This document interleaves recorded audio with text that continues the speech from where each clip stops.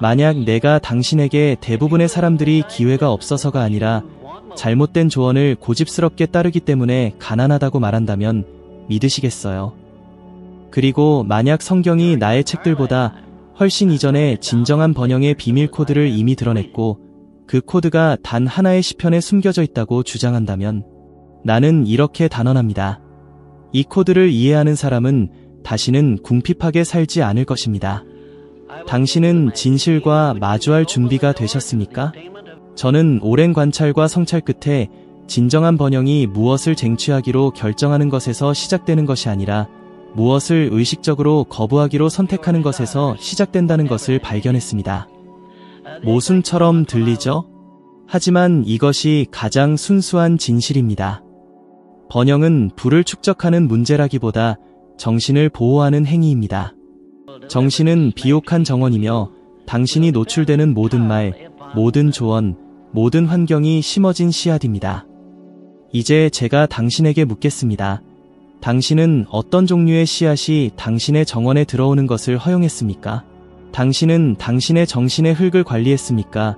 아니면 누구나 잡초를 던지도록 내버려 두었습니까? 시편 1편의 첫 번째 구절은 이것을 명확하게 보여줍니다. 악인들의 꾀를 따르지 아니하며 죄인들의 길에 서지 아니하며 오만한 자들의 자리에 앉지 아니하고 그리고 여기에 번영의 첫 번째 열쇠가 있습니다. 의식적인 거부. 당신은 가까운 사람들조차도 주는 겉보기에 해롭지 않은 조언에 얼마나 쉽게 휩쓸리는지 깨달은 적이 있습니까? 돈은 더러운 거야. 부자가 된 사람은 도둑질을 해서야. 인생이 힘든데 큰 꿈을 꿔봤자 소용없어. 와 같은 말들을 얼마나 자주 들었습니까? 아마도 당신은 가족, 직장 동료, 심지어 사랑하는 사람들로부터 이런 말을 들었을 것입니다. 그리고 당신도 모르는 사이에 이 말들이 당신의 잠재의식에 스며들어 당신의 선택을 형성하기 시작했습니다. 저도 이런 경험을 했습니다. 제 여정의 초기에 저는 제한된 사고를 가진 사람들, 미래를 항상 비관적으로 보는 사람들과 어울렸습니다. 결과 제 아이디어는 태어나기도 전에 질식당했습니다. 저는 하나님께서 제 안에 심어주신 비전보다 그들의 한계를 더 믿고 살았습니다. 진실은 이렇습니다. 당신이 이런 종류의 조언을 받아들일 때 당신은 단지 말을 듣는 것이 아닙니다. 당신은 시간이 지나면 쓰디쓴 열매로 변하는 보이지 않는 믿음을 심고 있는 것입니다. 정체, 두려움, 의심. 현대 과학은 이것을 확인합니다. 사회심리학 연구는 지속적인 부정적인 메시지에 노출된 사람들이 금전적 불안을 느낄 가능성이 40%나 더 높다는 것을 보여줍니다. 이것은 우연이 아니라 법칙입니다. 정신은 좋든 나쁘든 그 앞에 반복되는 것을 흡수합니다. 이제 멈춰서서 반성해보세요. 당신은 능력 부족이 아니라 견고한 것을 전혀 만들지 않은 사람들의 말을 듣고 얼마나 자주 마비되었습니까? 누군가 비웃거나 그건 잘 안 될 거야 라고 말해서 얼마나 많은 꿈을 포기했습니까? 믿음의 목소리보다 두려움의 목소리가 더 크게 들려서 얼마나 많은 결정을 내리지 못했습니까? 자신에게 정직하세요. 이 질문들은 많은 사람들이 무시하고 싶어하는 현실을 드러내기 때문에 아픕니다. 하지만 바로 이 불편함이 변화를 일깨웁니다. 저는 번영이 무엇보다도 관계를 끊는 용기 있는 행동이라는 것을 배웠습니다. 이것은 교만이 아니라 지혜에 관한 것입니다. 사람들을 경멸하는 것이 아니라 정신을 보호하는 것입니다. 의로운 사람은 시편에 따르면 악인들과 함께 걷지 않고 죄인들의 길에 서지 않으며 오만한 자들의 자리에 앉지 않습니다. 그 진행에 주목하세요. 먼저 당신은 걷고 다음에는 서고 마지막에는 앉습니다. 이것이 타락의 주기입니다. 먼저 당신은 잘못된 조언을 듣습니다. 그런 다음 잘못된 행동을 채택합니다. 마침내 당신은 그 조롱과 불신의 환경의 일부가 됩니다. 잘 생각해보세요. 파괴적인 비판을 듣는 것으로 시작해서 오늘날에는 다른 사람들을 비판하는 사람이 된 사람들을 얼마나 많이 알고 있습니까? 믿음을 어리석음으로, 규율을 과잉으로 취급하는 조롱하는 사람들에게 둘러싸여서 얼마나 많은 몽상가들이 그들의 프로젝트를 포기했습니까? 조롱하는 자들의 모임은 희망을 죽이기 때문에 치명적입니다. 저는 놀라운 재능을 가진 똑똑한 사람들이 번영의 어떤 가능성도 믿지 못하는 쓰라린 냉소주의자로 변하는 것을 보았습니다. 재능이 없어서가 아니라 조롱하는 사람들이 그들의 마음에 불신을 심도록 허용했기 때문입니다. 나는 당신에게 말합니다. 지금이 당신의 정신을 보물처럼 보호하기로 결정할 때입니다. 당신은 세상과 단절할 필요는 없지만 당신의 정신에 들어오는 것을 걸러내는 분별력을 길러야 합니다. 이것은 덕을 세우지 않는 대화에서 멀어지고 당신의 에너지를 고갈시키는 환경에서 벗어나고 당신의 믿음을 훼손하는 조언을 거부하는 것을 의미합니다. 당신이 독성적인 생각에 대해 아니오라고 말할 때마다 당신은 당신의 번영에 대해 예라고 말하고 있는 것입니다. 당신이 믿음을 조롱하는 사람들에게서 멀어질 때마다 당신은 당신의 진정한 내면의 힘에 더 가까이 다가가는 것입니다. 그리고 나는 여기에서 당신에게 도전을 하고 싶습니다. 7일 동안, 단 7일 동안 의식적인 거부를 실천하세요. 이기에 대해서만 이야기하는 뉴스, 불평만 하는 사람들, 믿음과 규율을 조롱하는 콘텐츠에서 멀리 떨어지세요. 이렇게 하고 당신의 정신에 무슨 일이 일어나는지 관찰하세요. 당신은 오랫동안 느끼지 못했던 명확함을 깨달을 것입니다. 당신의 에너지가 변하기 시작하고 미래에 대한 당신의 비전이 확장되고 당신의 믿음이 강해지는 것을 알아차릴 것입니다. 이것은 숨막히는 환경에 오래 있다가 맑은 공기를 마시는 것과 같습니다. 번영은 바로 이 지점에서 시작됩니다. 오염되지 않기로 선택하는 것, 왜냐하면 정신은 신성한 밭이기 때문입니다.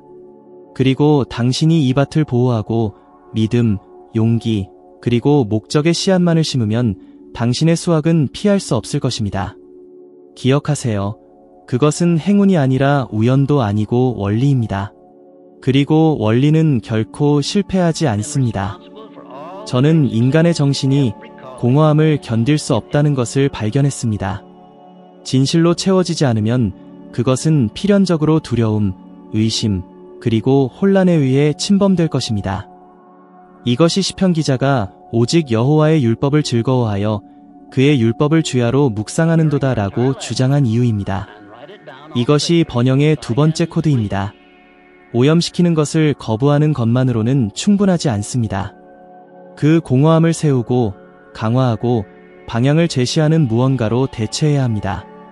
그리고 여기에 제가 당신에게 하고 싶은 질문이 있습니다. 당신은 매일 당신의 정신에 무엇을 먹이고 있습니까? 많은 사람들이 이미 걱정에 잠겨 깨어납니다. 지불해야 할 청구서, 직장 문제, 소셜 미디어에서의 비교. 아침 식사를 하기도 전에 그들은 이미 마음속으로 반복하고 있습니다. 오늘은 또 힘든 하루가 될 거야. 나에게는 아무것도 잘 되는 게 없어. 내가 해낼 수 있을지 모르겠어.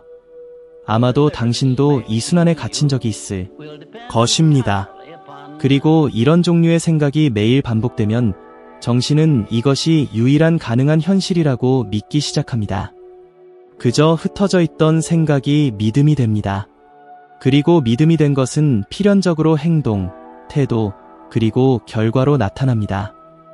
이것이 바로 제가 자기 암시의 개념을 그토록 강조한 이유입니다. 당신이 감정과 의도를 가지고 무언가를 반복하면 당신의 잠재의식은 그것을 진실로 받아들이고 당신의 모든 삶은 이 프로그래밍에 의해 인도됩니다. 시편 기자는 수천 년 전에 이미 이것을 알고 있었습니다. 주야로 묵상하는 것은 바로 이것을 의미합니다. 의도적인 반복. 이것은 종교적인 의식이 아니라 정신을 재프로그램하기 위한 영적이고 정신적인 기술입니다. 저는 제 자신이 끔찍한 막힘에 직면했던 때를 기억합니다.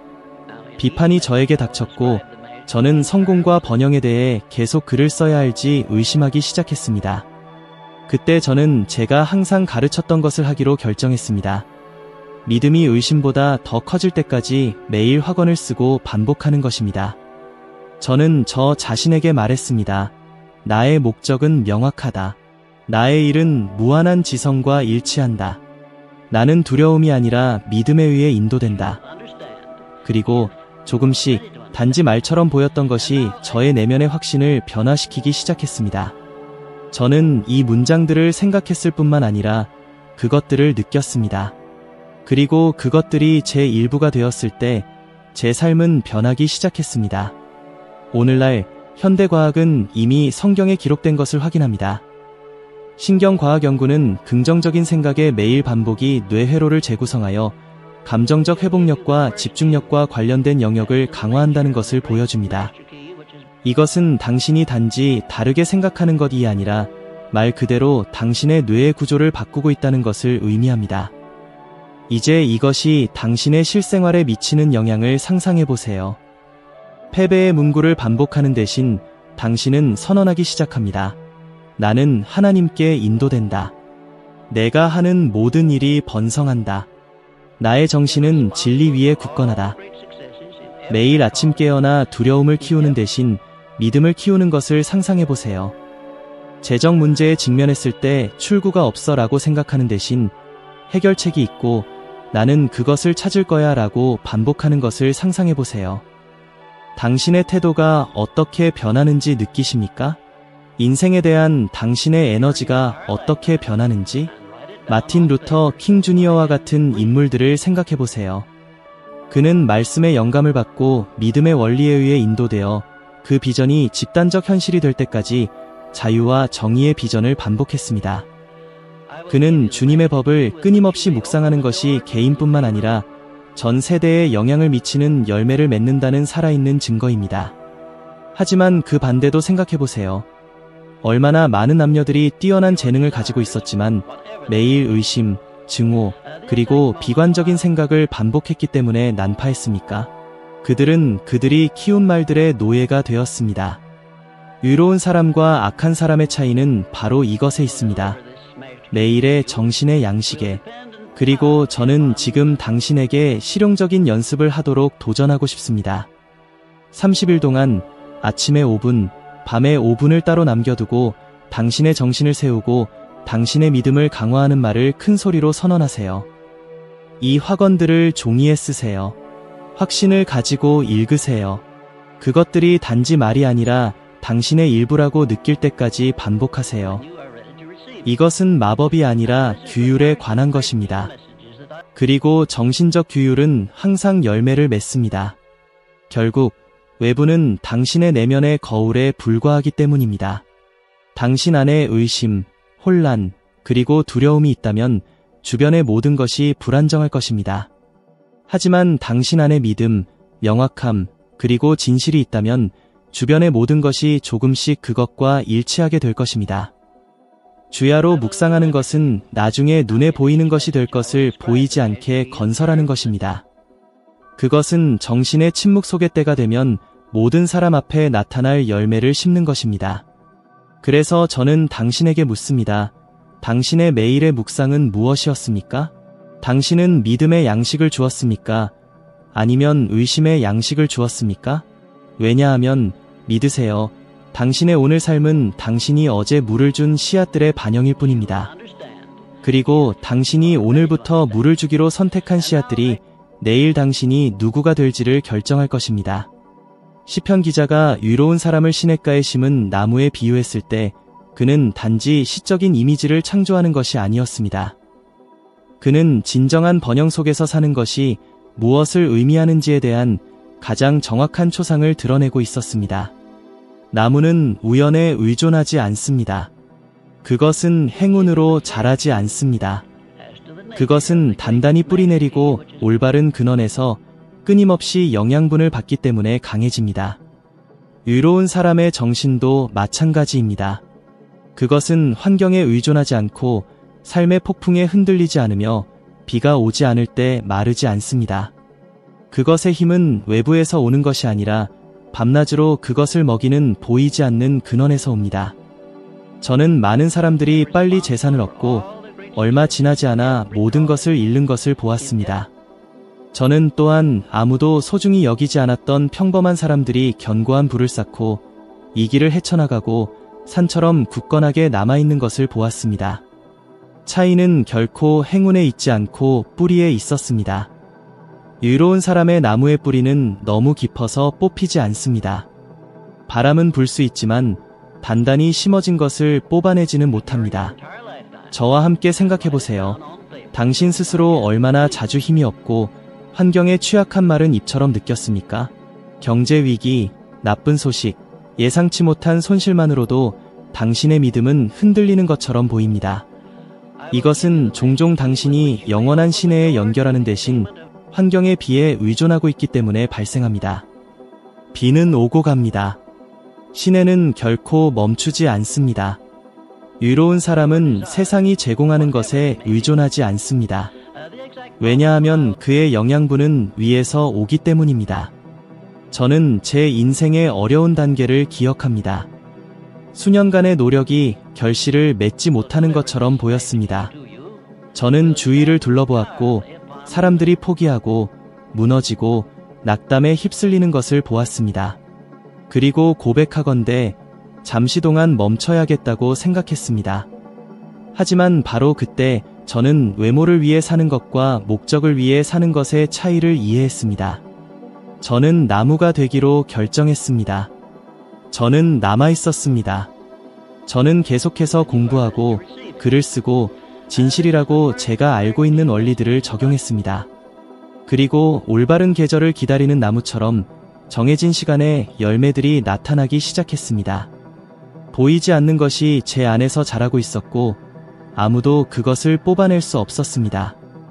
이 구절은 또한 강력한 약속을 가져옵니다. 그 열매를 철을 따라 맺으며 서두르는 것에 대해 말하는 것이 아니라 올바른 시기에 대해 말한다는 것을 인식하세요. 진정한 번영은 즉각적이지 않습니다. 그것은 믿음, 인내, 그리고 과정에 대한 신뢰를 요구합니다. 씨앗을 심고 다음 날 수확하기를 기대하지 않는 농부처럼 의로운 사람은 모든 결정, 모든 규율, 모든 고귀한 생각이 깊어지는 뿌리라는 것을 이해합니다. 그리고 계절이 오면 열매는 필연적으로 나타납니다. 제 시대의 기독교 과학자인 조지 워싱턴 카버의 예를 보세요. 노예의 아들이었던 그는 환경의 희생자가 될 수도 있었습니다. 그러나 그는 하나님과 연구의 규율에 그의 뿌리를 굳건히 하기로 결정했습니다. 그는 땅콩의 수백 가지 용도를 발견하고 미국 농업을 변화시켰습니다. 그는 지나가는 나무가 아니었습니다. 그는 시냇가에 심은 나무였습니다. 그의 삶은 올바른 근원에서 양식을 얻는 사람이 모든 것이 반대처럼 보일 때조차도 번영한다는 것을 증명합니다. 이제 쉬운 계획과 지름길을 쫓는 금융유행에 따라 사는 사람들과 비교해보세요. 오늘 그들은 절정에 있지만 내일은 사라집니다. 그들은 빠르게 싹을 틔우지만 태양을 견디지 못하는 잡초와 같습니다. 당신은 이 사람들이 어떻게 오르내림 속에서 살고 항상 안정 없이 처음부터 다시 시작하는지 알아차린 적이 있습니까? 이것은 그들에게 뿌리가 없기 때문에 발생합니다. 그리고 뿌리가 없으면 어떤 바람도 그들을 쓰러뜨립니다. 그러나 시편은 더 나아가서 그 잎사귀가 마르지 아니함 같으니 라고 말합니다. 이것은 회복력, 영구적인 활력을 의미합니다. 역경에 타는 듯한 더위 속에서도 의로운 사람은 그의 색을 잃지 않습니다. 그는 낙담에 굴복하지 않습니다. 그의 믿음은 푸르게 남아있고 그의 희망은 계속 살아있습니다. 잘 생각해보세요. 이것이 오늘날 대부분의 사람들에게 부족한 것이 아닙니까? 그들은 심지어 활기차게 시작하지만 어려움이 닥치면 시들고 에너지를 잃고 그들의 프로젝트를 포기합니다. 의로운 사람은 그렇지 않습니다. 그는 그의 영양분이 환경에 의존하지 않기 때문에 굳건히 남아있습니다.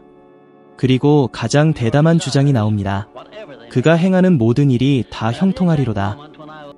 어떤 것들이 아니라 모든 것이라고 말한다는 것에 주목하세요. 이것은 실패나 어려움이 없을 것이라는 것을 의미하는 것이 아니라 뿌리 내린 정신의 모든 행동의 합의 번영으로 이어질 것이라는 것을 의미합니다. 이 수준의 번영은 최종 목표가 아니라 근원에 연결되어 있다는 것의 자연스러운 결과입니다. 이제 당신에게 묻습니다. 당신은 나무처럼 살았습니까? 아니면 왕겨처럼 살았습니까? 당신의 뿌리는 영원한 원리에 박혀 있습니까? 아니면 환경의 바람에 휩쓸립니까? 당신은 과정을 신뢰합니까? 아니면 열매가 즉시 나타나기를 요구합니까? 저는 오늘 상징적인 약속을 하도록 당신에게 도전하고 싶습니다. 큰 소리로 선언하세요. 나는 진리의 굳건히 선 나무입니다. 이것을 쓰세요. 당신과 함께 간직하세요. 의심이 올 때마다 이 확언을 반복하세요. 왜냐하면 당신이 믿음으로 반복하는 것이 당신 안에 뿌리를 만들기 때문입니다. 그리고 당신의 뿌리가 더 깊을수록 당신의 열매는 더 풍부할 것입니다. 기억하세요. 나무는 비에 의존하지 않습니다. 그것은 근원이 있습니다. 그리고 근원이 있는 사람은 결코 마르지 않습니다. 시편 기자가 악인들을 바람이 흩날리는 겨와 같다고 썼을 때 그는 우리에게 언뜻 보기에는 단순해 보이지만 엄청난 영적이고 실용적인 무게를 지닌 이미지를 건넸습니다. 겨는 가볍고 뿌리가 없고 실체가 없습니다. 그것은 움직이지만 아무것도 만들지 않습니다. 그것은 바람이 불기로 결정한 어떤 방향으로든 휩쓸려 갑니다. 그리고 여기에 씁쓸한 진실이 있습니다. 당신은 얼마나 자주 정확히 이렇게 느꼈습니까?